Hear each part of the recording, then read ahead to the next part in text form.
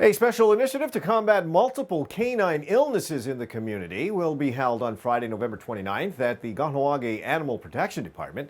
Assistant Animal Protection Officer Deidra Whyte and veterinary doctor Amanda Glew explain the importance of having your pet vaccinated and regularly checked for parasites. On November 29th, which is a Friday, we're having the privilege of having many vets and many vet techs come to the community to put on a heartworm clinic along with a low-cost vaccine and parasite testing. If your dog is an outdoor dog and has never been tested for heartworm, it's a good idea to get that done. Heartworm is transmitted through mosquitoes, so if your dog is not on preventative, the monthly stuff that goes on the back of the neck or the chewable, then they can be potentially at risk for developing heartworm.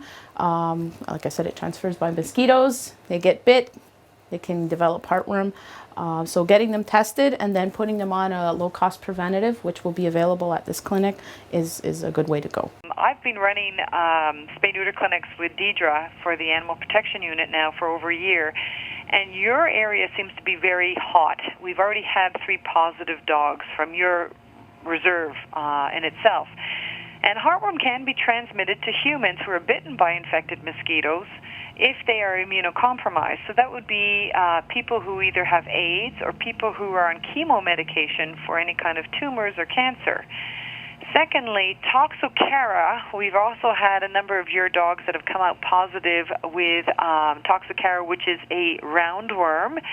And roundworm or Toxocara can affect especially young children, and they find that in the population in U.S. citizens alone, there's 14% of children are exposed to Toxocara, and it can affect, it does a disease called visceral larval migrans where it can affect the brain, it can cause blindness, and it can even affect the testicles of young boys. So there is some medical reasons to try and prevent these worms being spread to the human community, and that's why we're recommending to have this done to see and get an idea of what is the incident rate in the community, and should we start implementing some kind of broad-spectrum deworming program on a routine basis. On November 29th, it's going to start about 10 a.m. It's going to run about 2 or 3 hours to allow a sufficient time for 40 to 50 dogs. That's what we need. That's our quota, 40 to 50 outdoor large dogs to be booked with appointments to come in and get heartworm tested, get their fecal matter looked at to see if they have any parasites, any worms, because worms is an issue as well for dogs and for humans.